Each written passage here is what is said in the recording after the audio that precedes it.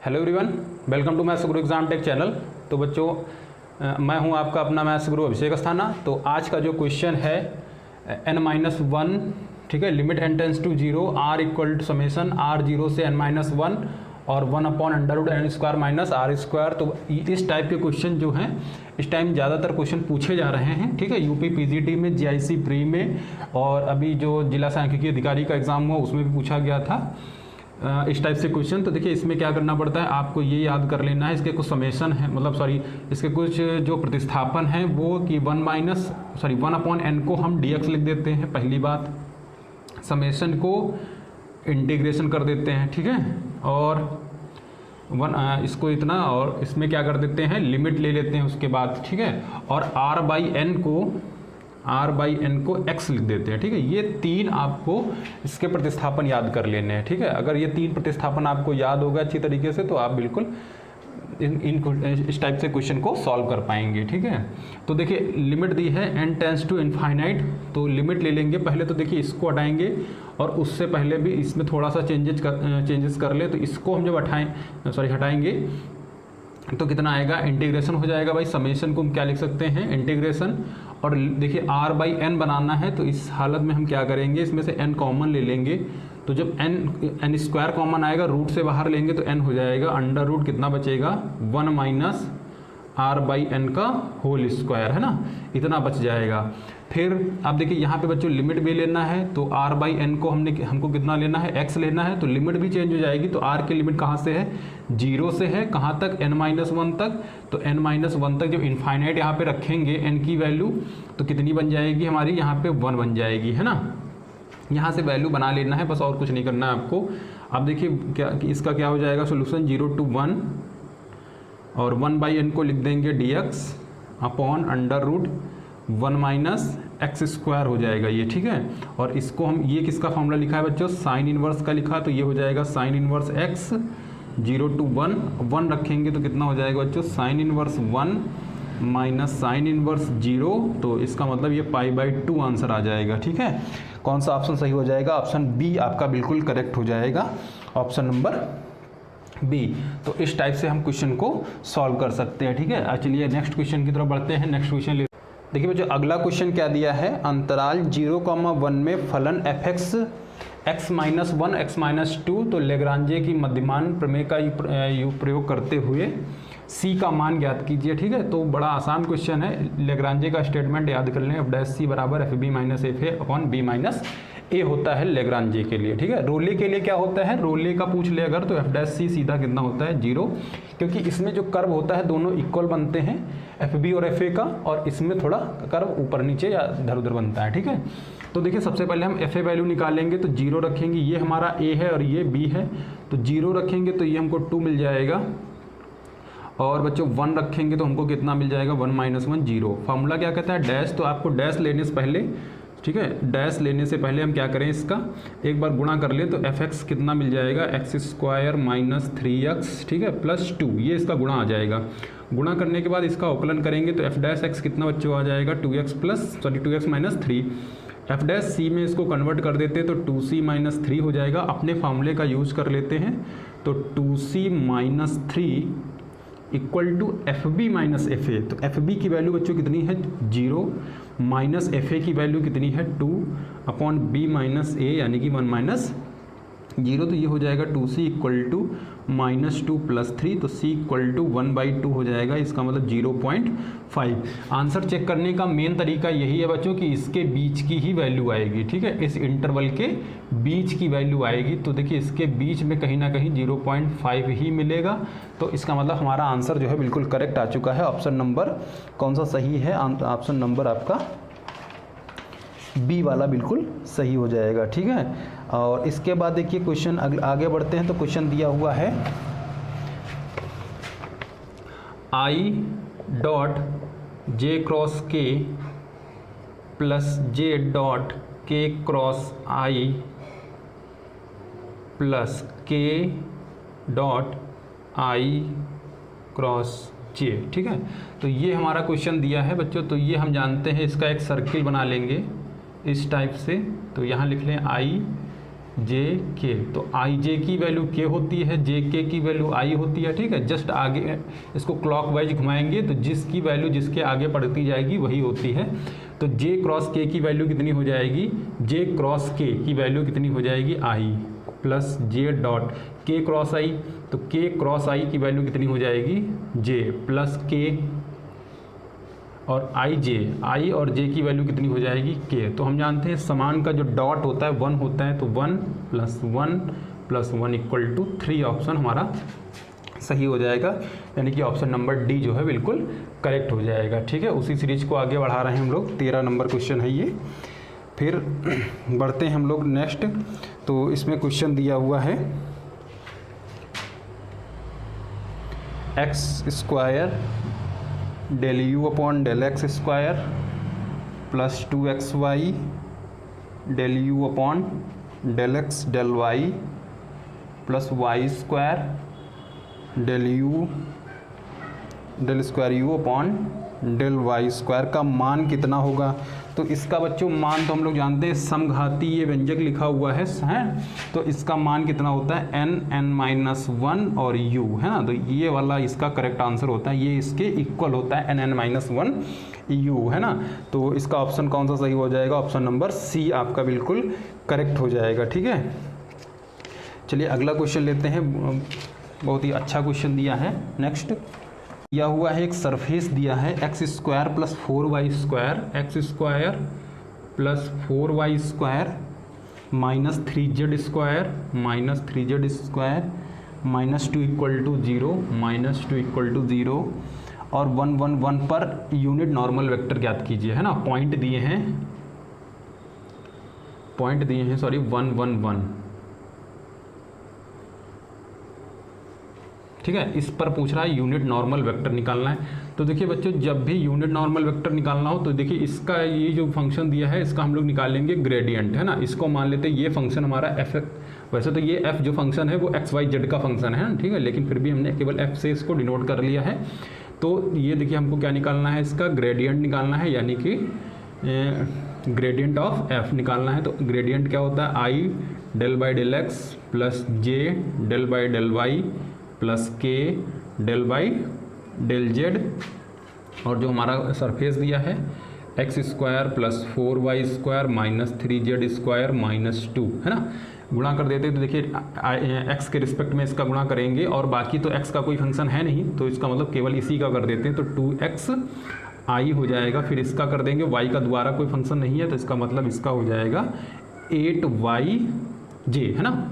और जब z के रिस्पेक्ट में इसका कर देंगे तो 6z के हो जाएगा। अब हम जानते हैं किस पॉइंट पे निकालना था बच्चों, 1 1 1 पे, तो इसमें हम XYZ की जगह वैल्यू कितनी रख देंगे, 1 1, यानी कि ग्रेडियंट ऑफ f निकालना है हमको 1 1 1 पे, ठीक है। तो 1 रखेंगे तो ये 2i मिल जाएगा, और ये मिल जाएगा 8j, और ये मिल जाएगा 6k। अब देखिए यूनिट नॉर्मल वेक्टर के लिए बच्चों फॉर्मूला क्या होता है, यूनिट नॉर्मल वेक्टर का फॉर्मूला होता है gradient of f upon mod of gradient of f। तो ग्रेडियंट ऑफ f तो हमने निकाल ही लिया है, बस हमको मॉड ले लेना है इसका। तो ये कितना हो जाएगा बच्चों, 2 कॉमन ले लें तो बचेगा i + 4j और -3k अपॉन √ और इसका ग्रेडियंट लेंगे, सॉरी मॉड लेंगे तो कितना आएगा 4, इसका 64, ठीक है, स्क्वायर कर देंगे सीधा, इसका हो जाएगा 36। तो इसको हल करेंगे तो कितना हो जाएगा,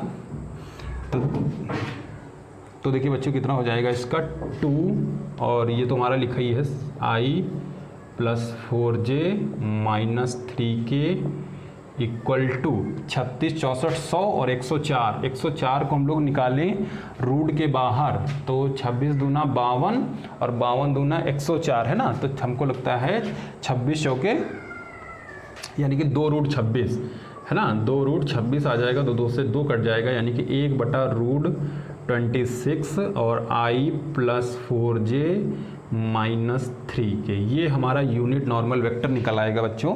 तो यूनिट नॉर्मल वेक्टर हमारा इसका आंसर हो जाएगा 1/√26 i + 4j -3k, ठीक है। ये ऑप्शन नंबर ए बिल्कुल आपका करेक्ट हो जाएगा, ठीक है।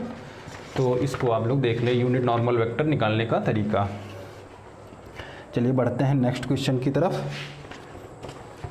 अच्छा, समकोणीय अतिपरवलय, देखिए इसमें पूछ रहा है समकोणीय अतिपरवलय के लिए स्टैंडर्ड इक्वेशन कितना होता है। तो देखिए बच्चों, समकोणीय अतिपरवलय, ठीक है, समकोणीय अतिपरवलय का बहुत ही हलवा क्वेश्चन पेपर था। xy=c² होता है, ठीक है, ये होता है समकोणीय अतिपरवलय का। चलिए अगला देखते हैं।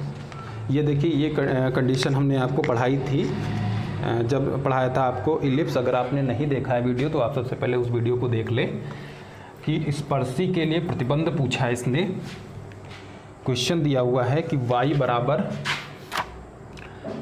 बराबर mx प्लस सी एक रेखा है, ठीक है, ये एक रेखा हमारी y बराबर mx प्लस सी है, और दीर्घवृत्त दिया है यानी कि इलिप्स दिया है x² plus y² equal to 1 को स्पर्श करेगी, है ना। किस कंडीशन के लिए ये स्पर्श करेगा, ठीक है। स्पर्श करने के लिए कौन सा कंडीशन था इसमें, ये हमने बताया था कि ज़्यादातर यही पूछा जाता है। तो बच्चों इसके लिए फार्मूला होता है c² बराबर a² m² - b², नहीं दीर्घवृत्त है तो प्लस होगा, ठीक है, प्लस b² c² a, ठीक है।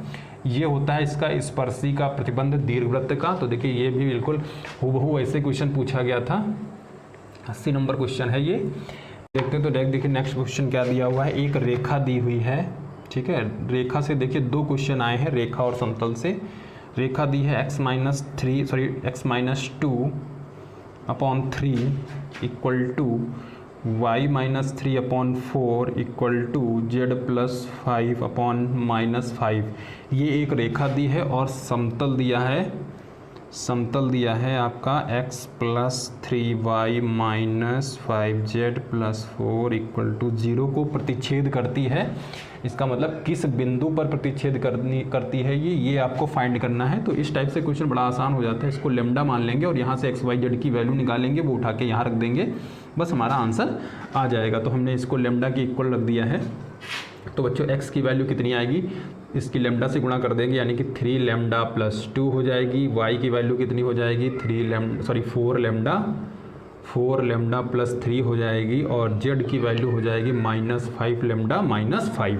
तो ये x y z की वैल्यू हम लोग समतल में रख देंगे। समतल की वैल्यू है 3 लेमडा प्लस 2 और प्लस 3, देखिए यहाँ पे 3y है तो 3 से इसमें गुणा कर देते हैं, तो ये हो जाएगा 3 चौको 12 लेमडा प्लस 9, और -5 का इसमें गुणा करेंगे तो सब प्लस हो जाएगा, 25 लेमडा प्लस 25 और प्लस 4 इक्वल टू 0। इसको हल करेंगे तो 3 12 15 15 25 40 लेमडा, 2 9 11 11 और 4 15 15 25 40, यानी कि ये भी प्लस 40। तो लेमडा इक्वल टू -1 आएगा बच्चों, ठीक है। लेमडा बराबर -1 रखेंगे तो 3 कम 3 -3, 2 घट जाएगा, इसका -1 यहाँ रखेंगे तो ये कितना हो जाएगा, 3 4 कम 4 -4, 3 घटेगा, -1 यहाँ रखेंगे तो +5 हो जाएगा, है ना, और ये हो जाएगा 0, यानी कि -1 0, है ना। तो ये वाला ऑप्शन आपका कौन सा है, -1 0। इसका मतलब ऑप्शन नंबर ए बिल्कुल आपका करेक्ट हो जाएगा। ऑप्शन नंबर ए बिल्कुल राइट है, ठीक है। चलिए बढ़ते हैं नेक्स्ट क्वेश्चन की तरफ। और ये देखिए ये दिया हुआ है इंटीग्रेशन 0 से π/2 log cos x, ठीक है, cos x dx। तो देखिए इसमें आपका ये पूछे या फिर 0 से, ये दिख रहा है, ठीक है, 0 से π/2 log sin x पूछे या 2x पूछे, कुछ भी ऐसा पूछे, बर्नौली प्रमेय से हमेशा इसका आंसर -π/2 log 2 होता है बच्चों, इसको याद कर ले, ठीक है। ये बर्नौली प्रमेय बोली जाती है इंटीग्रेशन में, -π/2 log 2, ठीक है। तो इसका ऑप्शन यहाँ मिल जाएगा -π/2 log 2। ऑप्शन नंबर ए बिल्कुल इसका करेक्ट हो जाएगा। चलिए देखिए नेक्स्ट क्वेश्चन की तरफ बढ़ते हैं। नेक्स्ट क्वेश्चन देखिए, दो रेखाओं के बीच की दूरी दिया हुआ है, तो बड़ा ही आसान क्वेश्चन है। दो रेखाओं के बीच दूरी निकालने का फॉर्मूला क्या होता है आप लोगों को पता होगा, मॉड में होता है a2 - a1 b1 cross b2 upon mod b1 cross b2। ये होता है दो रेखाओं के बीच दूरी का फॉर्मूला, है ना, a2 - a1, और यहाँ होता है b1 cross b2 upon mod of b1 cross b2, ठीक है। ये हमारा दूरी का फॉर्मूला होता है। तो यहाँ पे देखिए ये जो रेखाएं होती हैं कुछ ए इस मॉडल में होती हैं, a प्लस लेमडा b1, है ना, r इक्वल टू में, और दूसरी रेखा जो होती है A2 प्लस म्यू B2, है ना, इस फॉर्म में होती है। तो यहाँ से A1 A2 की वैल्यू रख के हम लोग वैल्यू निकाल देते हैं। लेकिन इन्होंने जो दिया है वो लाइन कुछ इस मॉडल में दी है, x-1/2 equal to y-2/3 equal to z-3/4। ठीक है, तो इसको पहले इस फॉर्म में देखिए कैसे कन्वर्ट करेंगे। तो हम जानते हैं जितने ऊपर वाले फॉर्म है वो सब किसके फॉर्म हैं, a के, और जितने नीचे वाले हैं वो सब किसके हैं, b के।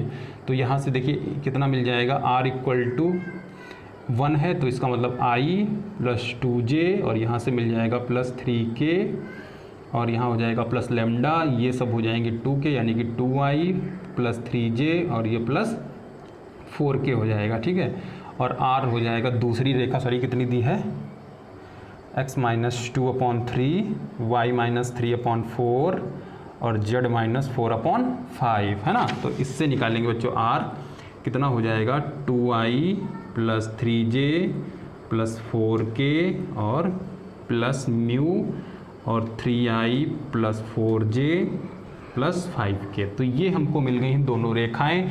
तो बच्चों अब ये निकालना बड़ा आसान है भाई, ये A1 है, ये A2 है, A2 माइनस A1 कर देंगे, फिर B1 क्रॉस B2 निकाल देंगे और हमारा आंसर आ जाएगा। तो A2 माइनस A1 कितना आएगा, A2 माइनस A1 आएगा, 2 में से 1 घटेगा i, ये भी बचेगा j और यहाँ भी बचेगा k। इसका मतलब ये तो 1 1 हो गया। अब क्रॉस ले लेते हैं इसका, तो क्रॉस कैसे निकालते हैं लोग आप जानते होंगे आप लोग, 2 3 4 और उसका कितना हो जाएगा 3 4 5, है ना। तो i लेंगे, i से 5 3 15, 4 4 16 माइनस 1, माइनस j लेंगे तो ये 5 दूना 10, 4 3 12 यानी कि माइनस 2, और फिर लेंगे इसका k, तो 4 दूना 8 3 3 9 यानी कि माइनस का 1, तो ये हो जाएगा माइनस i प्लस 2j और माइनस का k। अब बच्चों इसमें फार्मूला रखेंगे तो इससे इसकी मल्टीप्लाई कर देंगे, डॉट ले लेंगे इसका, तो -1 प्लस 2 -1, तो माइनस ये 2 कट जाएगा, 0 आ जाएगा। ठीक है, तो कितना आंसर हो जाएगा इसका 0। ऑप्शन नंबर ए बिल्कुल इसका राइट हो जाएगा, कि ऑप्शन नंबर इसका बी हो जाएगा। ठीक है, चलिए अगला जो क्वेश्चन दिया हुआ है, देखिए इसमें बच्चों आपको जनरेटर इसका फाइंड करना है। तो ठीक है, चलिए नेक्स्ट क्लास में जनरेटर से रिलेटेड 2-3 क्वेश्चन करा देंगे। ठीक है, तो उसमें क्या होता है जनरेटर कैसे फाइंड करना है, पिछले वीडियो में हम लोगों ने देख भी लिया था कि कैसे हम लोग जनरेटर फाइंड करते हैं। अगला क्वेश्चन जो दिया हुआ है, ठीक है, यहाँ तक हो गया है इसका।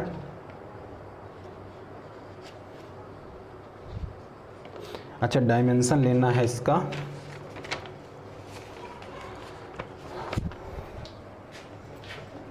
क्योंकि वीडियो थोड़ा बड़ा हो जाता है तो अपलोड करने में थोड़ी दिक्कत आ जाती है। ठीक है, तो इसीलिए थोड़ा क्वेश्चन का जो स्पीड रहती है फास्ट रहती है, इसको चेक कर लेंगे। अभी हम लोग, इन्होंने क्वेश्चन पूछा है कि दीर्घवृत्त दिया है इन्होंने x² 16, ठीक है, y² 9, और तब इन्होंने पूछा है कि प्रथम चतुर्थांश में इसका क्षेत्रफल ज्ञात कीजिए। अच्छा, तो 3 चौके 12, ठीक है, चलिए इसको सॉल्व भी कर लेते हैं। बराबर 1 दिया, ये दीर्घवृत्त दिया, प्रथम चतुर्थांश में इन्होंने क्षेत्रफल पूछा है, तो इसका मतलब केवल आपको इतना ये क्षेत्रफल इसका ज्ञात करना है। ठीक है, तो ये बच्चों इसका केंद्र कितना हो जाएगा 0 0, और x अक्ष पर लिमिट इसकी कितनी आएगी, केवल 4 आएगी, क्योंकि इन्होंने केवल प्रथम चतुर्थांश में ही पूछा है। ठीक है, 4, 0। अब यहाँ से हम वैल्यू निकाल देंगे तो ये बन जाएगा 0 to 4, ये इधर चला जाएगा, ये x वाला टर्म, तो ये 16 माइनस x² बटा 16 हो जाएगा, और ये जो 9 है ये भी ट्रांसफ़र होकर यहाँ आ जाएगा। ठीक है, तब हमारा y² निकलेगा, तो y बराबर बच्चों कितना निकलेगा 3/4, और ये अंडर रूट बन जाएगा 0 to 4 under root 16 minus x² dx। ठीक है, तो इसका समाकलन कर देंगे, 3/4 को बाहर ही रखेंगे। इसका फॉर्मूला क्या होता है, a² माइनस x² का x/2 यानी कि x/2 under root a² minus यानी कि यही है ना, प्लस a² 2 यानी कि 16/2 साइन इनवर्स x/a यानी कि x/4। ठीक है, x/a होता है ना, x/4, 0 to 4 लिमिट रख देंगे, तो 3/4। और बच्चों देखिए जब अपर लिमिट रखेंगे 0 हो जाएगा, पूरा का पूरा 0, ये 8 हो जाएगा, यहाँ 4 रखेंगे, 4 से 4 कट जाएगा, 1 मिलेगा, 1 की वैल्यू होती है π/2।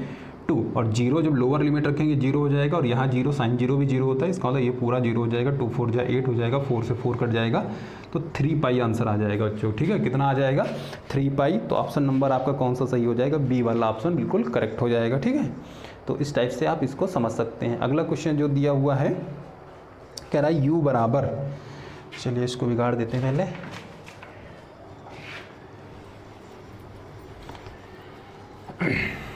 देखिए नेक्स्ट आज जितने क्वेश्चन हो जाएंगे उतने हो जाएंगे, फिर नेक्स्ट में हम लोग 3D पहले थोड़ी 3D ज्योमेट्री पढ़ लेंगे। ठीक है, दिखा देते हैं आपको 3D ज्योमेट्री। 3D ज्योमेट्री के साथ साथ हम लोग ये पढ़ लेंगे, ठीक है, वेक्टर कैलकुलस। ठीक है, वेक्टर कैलकुलस पूरी पढ़ेंगे हम लोग। इसमें line integration, surface volume, Green, Gauss, Stoke, divergent, curl, first order identities, directional derivative और ग्रेडियंट, है ना, इतना सब पढ़ने वाले हैं इसमें। और साथ में हम लोग 3D भी पढ़ेंगे। 3D से क्वेश्चन पूछा गया है कि अगर कोई शंकु दिया हुआ है, लंबवर्ती शंकु, ठीक है, लंबवर्ती शंकु अगर दिया है जेड अक्ष पर, अक्ष जो है जेड अक्ष पर है और अर्ध शीर्ष कोण अल्फा है, तो इसके लिए देखिए समीकरण क्या बन जाता है, x² + y² equal to z² tan square alpha. ठीक है, ये आप याद कर लें। अगर जेड अक्ष पे है तो जेड बाहर जाएगा, वाई अक्ष पे तो वाई बाहर जाएगा। ठीक है, तो ये बड़ा आसान है। ऑप्शन 103 का सी वाला बिल्कुल सही हो जाएगा। 102 वाला भी लग गया है। ऊपर घाते हैं 3 दूना 6 और गुणा में घाते जुड़ती 8, इसकी घाते 8 हैं और इसकी घाते 6 हैं। ठीक, आप सही है, तो इसका मतलब 2 आएगा, 2u आंसर आ जाएगा बच्चों। ठीक है, 2u आंसर इसका राइट हो जाएगा। चलिए बच्चों एक क्वेश्चन लास्ट देख लेते हैं। लिखा है समीकरण लॉग बेस दिया है 9 और ये दिया है x² - 16x + 141 बराबर 2 के मूल ज्ञात कीजिए। बहुत ही लाजवाब क्वेश्चन है। ठीक है, लॉग दिया हुआ है तो हम जानते हैं जब लॉग को हम ख़त्म करेंगे तो इसका बेस यहाँ पे आधार बन जाता है, तो x² - 9x + 141, बस काबिलता यही है, 9 चला जाएगा यहाँ तो 9² हो जाएगा। ठीक है, यहाँ पे जितना लगा होता है वो उस आधार का उसकी घात बन जाती है। तो अब बस इस क्वेश्चन को सॉल्व कर लेंगे। अब आगे बताने की कोई आवश्यकता नहीं है। ये 81 ला के इधर घटा देंगे तो x² - 16x 81 ला के घटाएंगे तो 1 में से 1 गया 0 और यहाँ 14 में से चला जाएगा 6, यानी कि प्लस के 60 हो जाएंगे। 10 संगे 60 वाली जो फैक्टराइजेशन लगा देंगे तो 6 और 10 का मूल आ जाएगा।